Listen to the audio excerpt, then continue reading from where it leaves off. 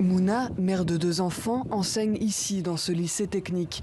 Il y a 10 ans, elle a fait la révolution contre le dictateur Ben Ali. Mais aujourd'hui, elle soutient le président Kais Saied qui a stoppé net la transition démocratique parce que ces 10 dernières années, la corruption a gangréné le pays, les prix ont flambé. Comme pour la majorité des Tunisiens, son quotidien est devenu intenable. Ça, ce sont les factures de l'eau, de l'électricité. C'est 950 dinars. Ça passe mon salaire. Trop cher aussi de réparer la machine à laver, alors c'est le système D. Mouna enseigne la philosophie politique, rêve de démocratie.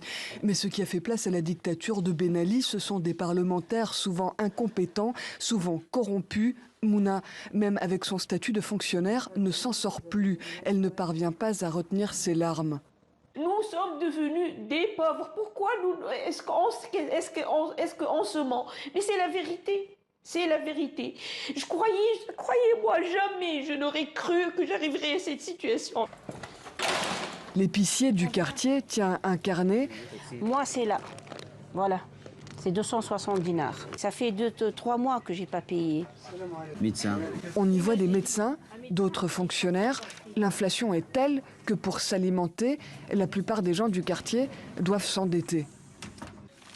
En s'accaparant tous les pouvoirs, Kais Saied s'est engagé à lutter contre la corruption. Il se donne 1 an pour un retour à l'ordre démocratique. Salim Karat a fondé une ONG au lendemain de la Révolution. Il a œuvré pour la transition démocratique. Il est extrêmement inquiet aujourd'hui. Une seule personne concentre aujourd'hui tous les pouvoirs. Ben Ali, on aurait rêvé. Au fond de moi, voilà, c'est bouillonnant. Hein. Je n'y crois pas encore. Depuis qu'il s'est emparé des pleins pouvoirs, les manifestations se succèdent. Ici, au centre-ville, les anti-Kais Saied, les partisans du président ensuite répliquent, parmi lesquels on retrouve Mouna. On veut que le président Kais Saied mette fin à la corruption.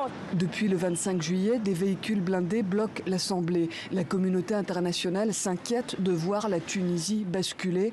Les Tunisiens, eux, veulent espérer que Kais Saied remettra le pays sur les rails.